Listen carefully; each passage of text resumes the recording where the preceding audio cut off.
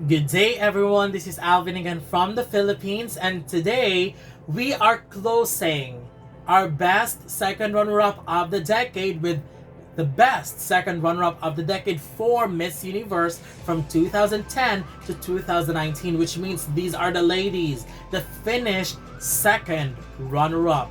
And we will be ranking them based on my own personal preference, and I have also ranked all the first runner-up from other big six pageants except for Miss Supernational, because as what I have said before, I need to see the previous editions of Miss Supernational to make versions of this as well, and unfortunately I haven't seen that, so we will only make some for those that are available, and that's for the big 5 out of 6. Now, we'll continue with Miss Universe Best Second Runner-Up of the Decade, and another strong group, and we will definitely have a lot of differences in the ranking. But let's begin.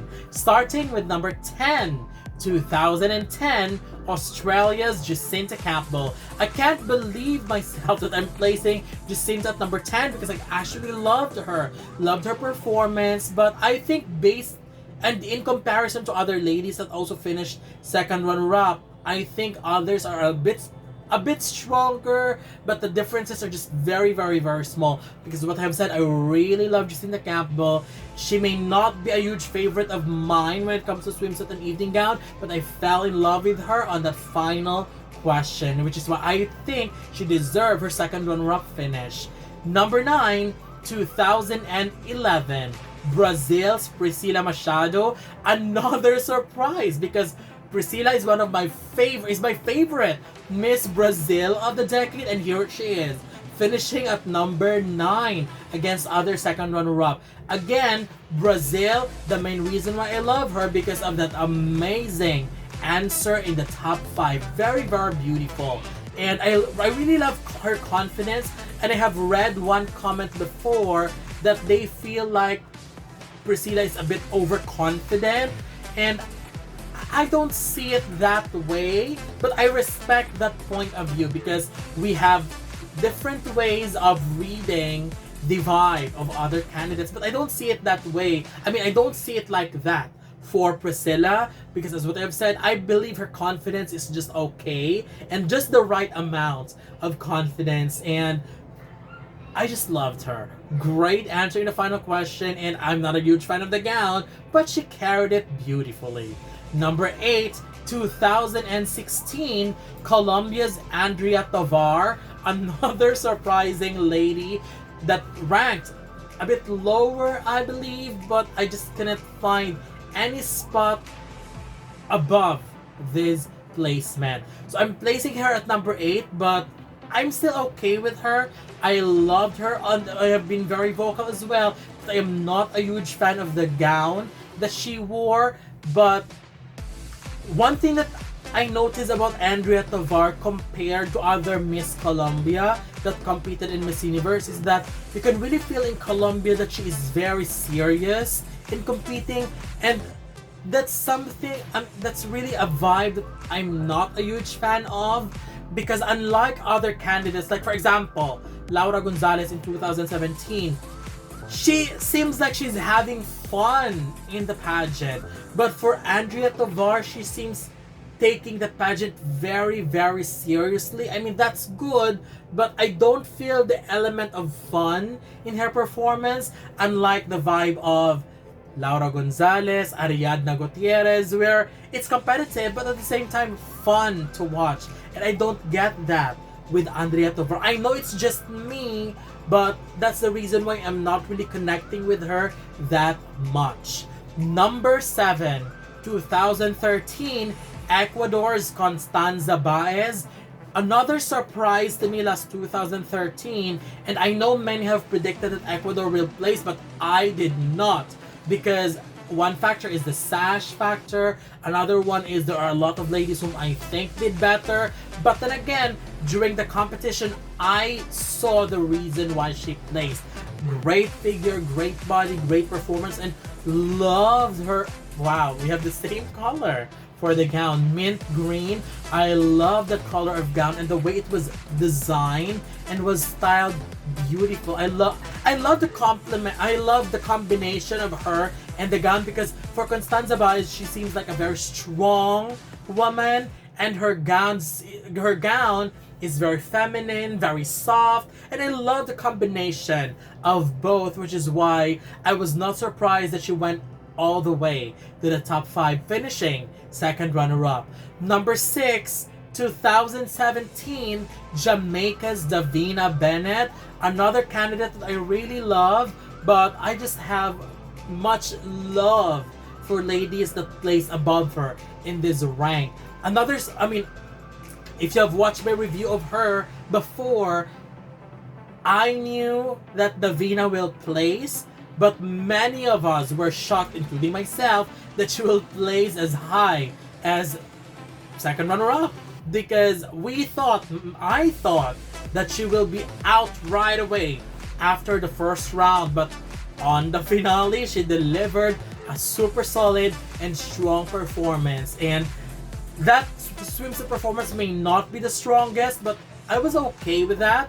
But she just recovered so much during the evening gown round that there's no question anymore whether she'll make it in the top 5 or not. It's an automatic yes for her. And we all know that Divina Bennett is a great speaker, great advocacy as well when it comes to dealing with the deaf community. I love that. And to be honest, I'm not sure if you noticed, but when she answered the final question in the top 3, the last half of her answer, she tried to answer it along with the sign language. To be honest, I realized that if she answered the top 5 through words accompanied with sign language and did the same thing for the top 3 final answer, I think she's going to give Demi Lee a run for her money, because that would be very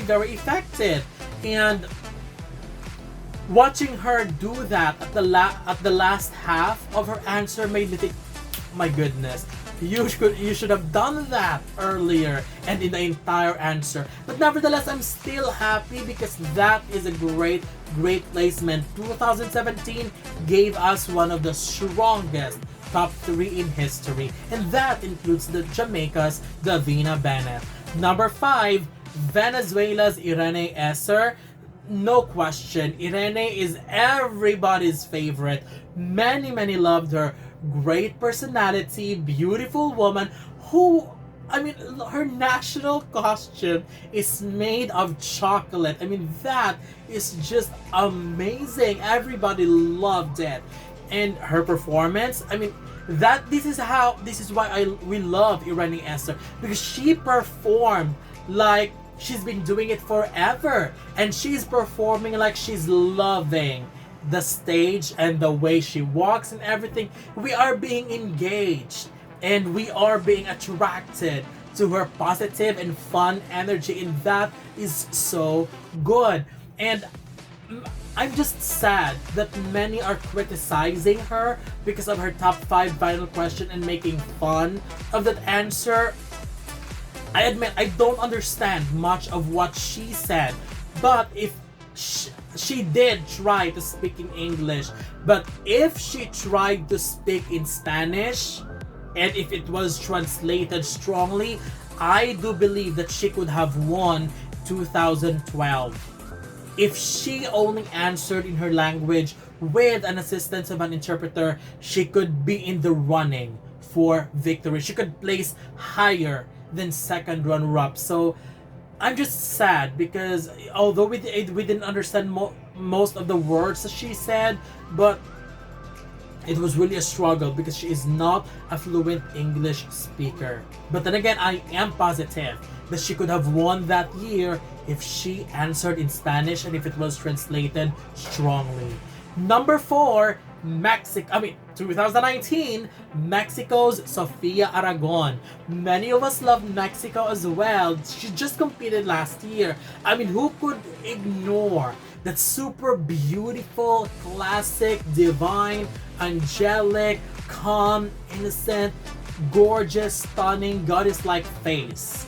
I mean, wow. During the preliminaries, we all know she did well, but she also surprised many of us because I did not see any prediction where Mexico is in the top 3. She only changed our hearts and our minds in the finale, and I agree with everyone because she deserved to be up there. She gave a leveled up performance than what she gave in the preliminary, and that is why we love her. And that gown turn, that was amazing. And who would have thought that she is one of the best speaker that spoke in Miss Universe stage? I mean, what a complete surprise. She was so good, and she, as what I've said, she is so deserving to be in the top 3. Very beautiful. I mean, number 3, 2018, Venezuela's Stephany Gutierrez. Well, I don't really have to talk that much about Stephany because in the past videos I have already commenting about her and how much I loved her, from her performance, from her sassiness, from the hair flipping, from the flirtatious stare and smile and giggles. I mean, everybody would love that, except of course for those who don't want her to win. But she's just amazing. Great body, very strong swimsuit performance. Loved her evening gown, one of my favorites of all times. And she also belonged to one of the strongest top 3 in history. Venezuela, South Africa, and Philippines. Amazing. If only she competed in a different year, she could also win Miss Universe. I just love her very much.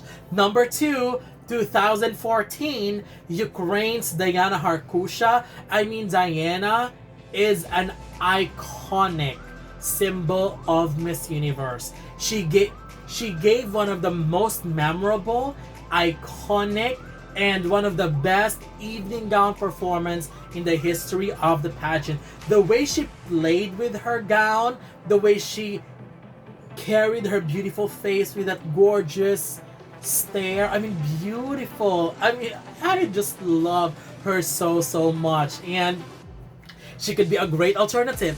She just competed in 2014 where many strong ladies competed, but I believe that Diana Harkusha is also a Miss Universe material kind of candidate.